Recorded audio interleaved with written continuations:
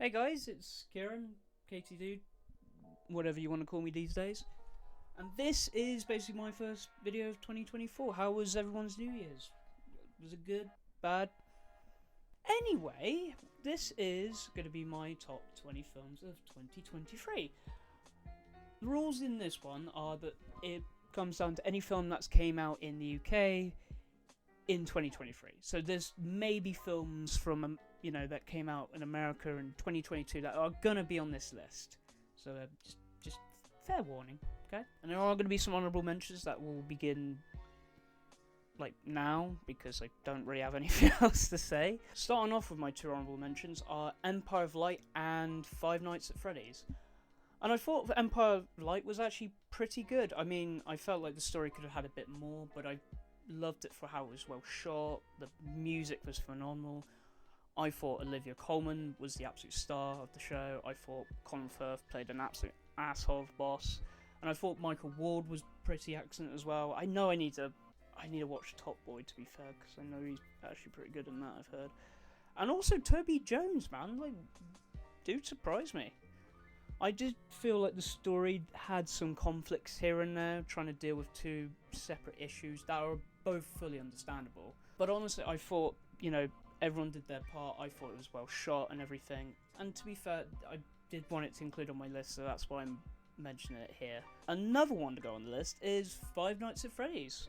And I know this film got mixed reviews for, what it is. And to be fair, I'm on the majority of I thought some parts were good and I thought it went in a really weird direction. But I thought the Jim Henson Company actually did a really good job on making the animatronics exactly look like the ones in the games. It's actually pretty spot on, if anything. I thought Josh Hudson did a pretty good job of playing Mike. I thought he did an alright job. I love Matthew Man, I'm not going to pronounce these names correctly. I am going to butcher them and make myself look like an ass. I love Matthew Lillard as, fuck. How have we forgotten his name? Hold on a minute. We'll just put it as the bad animatronic that kidnapped kids. I thought he did an excellent job, and it was lovely to see him in a big film like this one again.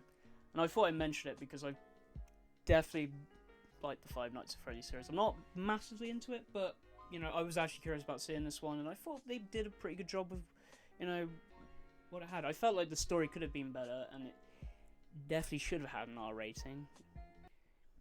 I know you need to appeal to kids, but come on, man. Although in this country it's rated 15, which makes zero sense to me when it comes to horror and BBFC. Like, honestly, just give it 12A, man. It's what it deserves. Now, finally starting on the list, if anything, is Babylon. And this is written and directed by Zaman. I'm gonna be butchering these names, so I'm just gonna say the guy who directed La La Land, First Man, and Whiplash, which I all love. And this one adds onto the list of all the films I love so far because how well they're shot and how there's a lot going on, even though First Man is a little bit of the far opposite of that, and I like that for different reasons. But I thought, Margot Robbie did a good job. I thought Brad Pitt did a pretty good job, with the characters they play, with Hollywood in the 1920s and how silent film, started to become this, like with actual films and sound and, the stress of Hollywood filmmaking. It was definitely long. This is why it's it's literally the first one I'm mentioning, because it is very long for a 3-hour film. Like, it goes very quick for the first 2 hours, and I felt like the final hour or 45 minutes definitely slowed it down a bit. Like, I did notice that kind of a pace change. But I thought for what it was a really excellent film that just kind of, did its thing. And I also did like Diego Calva's role in the film. I definitely felt like he, nearly carried it for the final hour.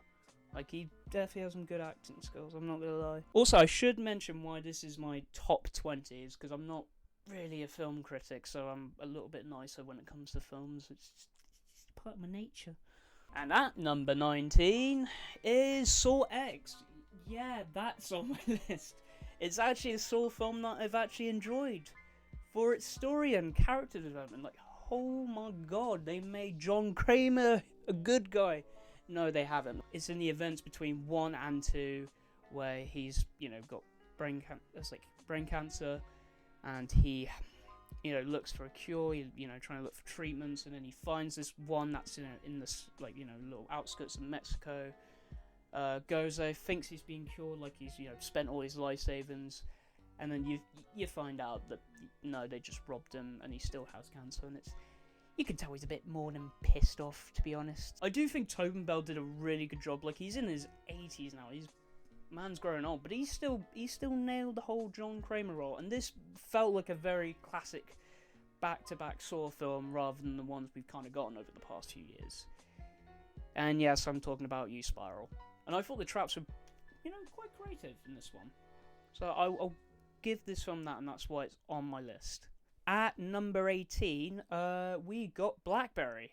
Yeah, the film with Jay Baruchel. We are really going to butcher his name. And Glenn Howerton, which we weren't going to butcher. I don't know how, we're not going to butcher the Golden God, are we? I reign supreme over everyone in this school. I am the Golden God! But I thought this film actually was pretty decent. Like, it showed, the whole idea of Blackberry. It showed the success of it, and then it just showed how it was going to just get screwed over by, a certain company. I thought Jay did a really good job, portraying the CEO of Blackberry. I thought, the guy who I'm pretty sure is in the Wii Shop channel music video from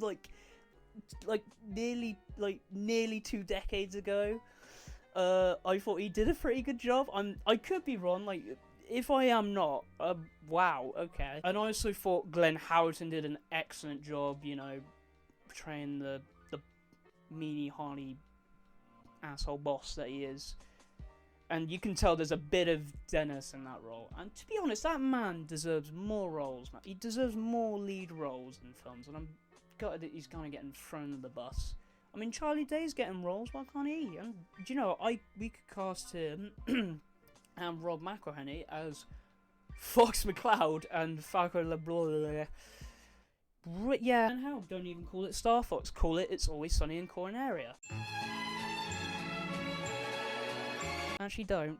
But yeah, I love Blackberry. I thought it was a very fun film that kind of portrayed the old typical how companies start and, how they do well. But this is one that actually just fails altogether, and it's really good. I thought it was well shot, everything. And at number 17 is Asteroid City from Wes Anderson. I thought this was actually quite a pretty colourful film compared to, the last one, which was The French Dispatch.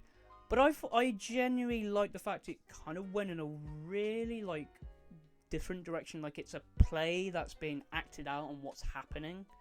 Rather than it's a story, we learn these characters and everything. We do learn these characters. I thought Jason Schwartzman did a pretty good job. I thought Scarlett Johansson did a pretty good job. I also loved all the other roles. We had, oh, bloody hell. This is where I'm really trying to think. We had Tom Hanks. We also had Rupert Friend. We also had Liv Schreiber. We had a lot of people. We had Margot Robbie in this one, and she has a very small role, but she absolutely crushes it. So I thought this film was really good. Well shot, typical Wes Anderson style. I love the storytelling, the kind of fourth wall breaking in this. I don't want to go in too much, but honestly, I do check it out if you can. On whatever streaming service that doesn't show ads anymore.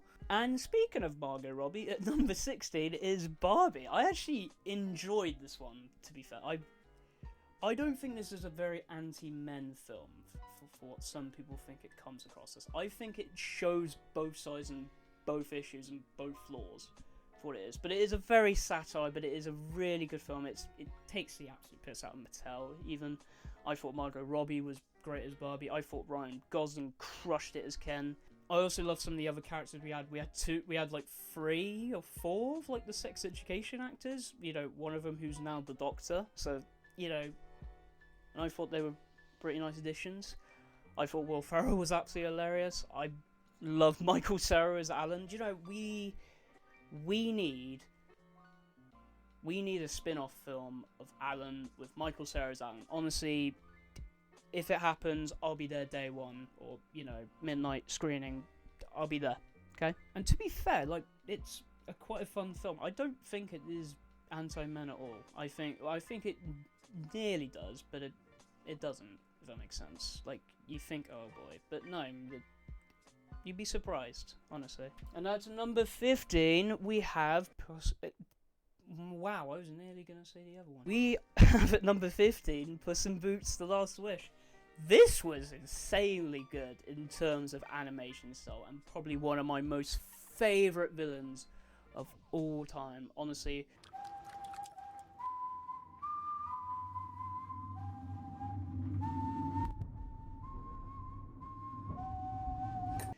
That whistle, just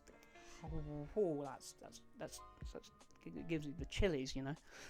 But I thought, you know, for DreamWorks, like, they thought, like, oh, you know, it's a little spin-off sequel, like, alright. But this was just really good. I love the animation style. Honestly, DreamWorks need to kind of dive more into this. I think they kind of are with Kung Fu Panda 4, aren't they? I think.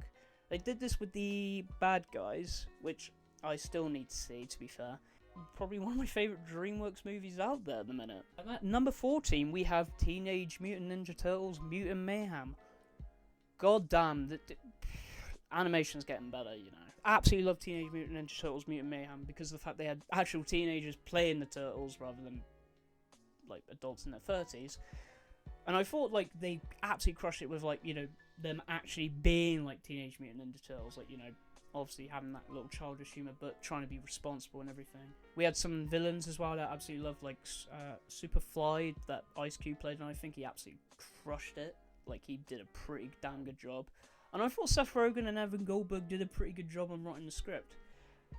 And also, if you know what scene I'm talking about, the, you know, little montage fight scene they have trying to find Superfly, it's one of the best scenes I've seen in cinema in quite a long while.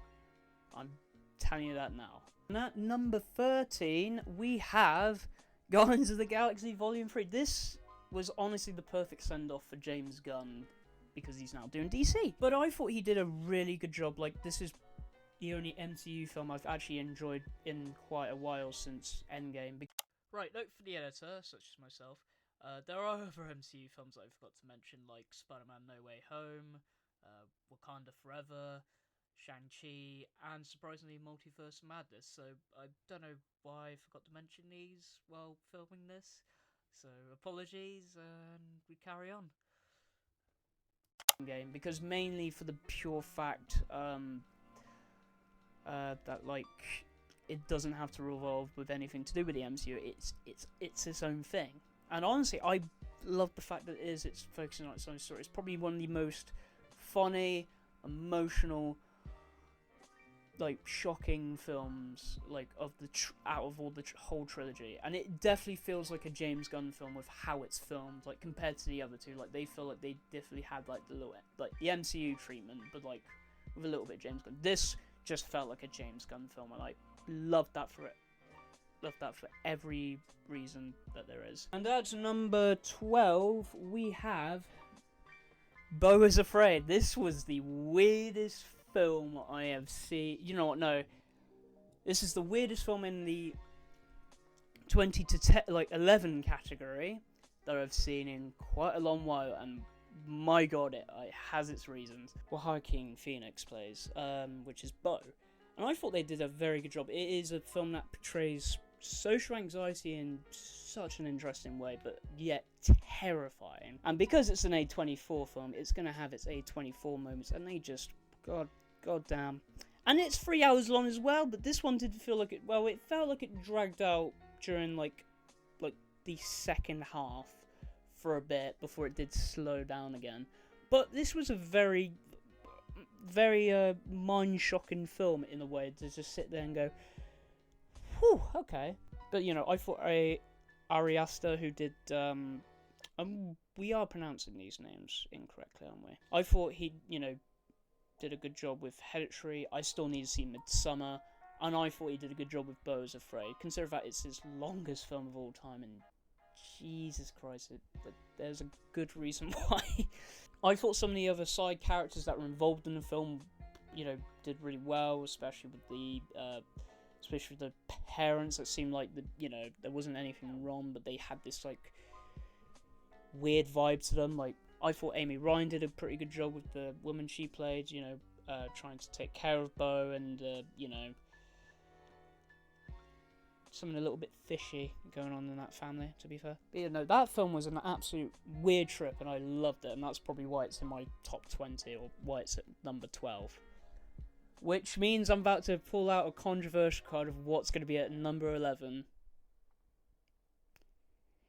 Yeah, I know. Honestly, I thought the Super Mario Brothers movie, you know, I had my doubts at first as well, and then I saw the trailer and I thought, oh, you know, it's pretty interesting. I like the animation. I thought Jack Black as Bowser was pretty good already. Like, no problems there. I thought, you know, Keegan-Michael Key surprised me as Toad. I mean, fair play. You know, you do you, champ.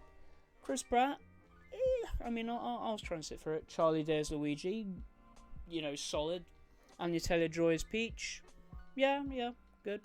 Seth Rogen as Donkey Kong, yeah, it was alright. But I thought Chris Pratt in this actual film, in the Mario Brothers movie, was actually okay. Like, he did his Brooklyn accent. I thought it was actually okay. Like, it makes sense. He did like the Italian accent he actually did pull off in the commercial that he did, you know, at the start of the film. Because it actually is quite spot on for Mario. But I did, you know, I know the critics were very judgmental of how the, you know, story is. Like, it's very simple. It's a simple plot. You know, there's nothing wrong with that. It's basically dipping your toes into water. You know, just don't bloody cannonball in there.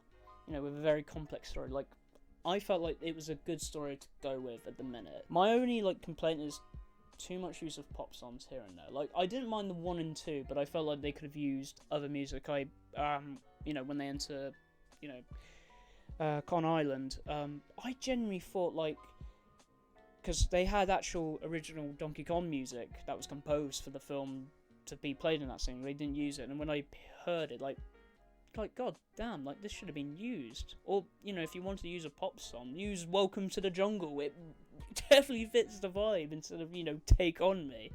I genuinely loved the whole, you know, aesthetic of how it looked. Like, I thought Illumination did a pretty good job, you know, of how it is. And you know, it is a film that I think anyone can watch. You'll get the references, you'll notice the sound effects, you'll recognise some of the music. It is a love letter to all Nintendo fans, personally, and makes me wonder if we can have a Nintendo Cinematic Universe, please. Thank you. Right, that is the end of part 1 of my top 20 films. This is the ones that are in the 20 to 11, as well as those 2 honourable mentions. I definitely butchered some of the names, and I definitely haven't done a whole YouTube video in a while, and that's definitely why we need to do more scripted videos more often. But I hope you enjoyed this video. I will have the other video out on Friday with the top 10.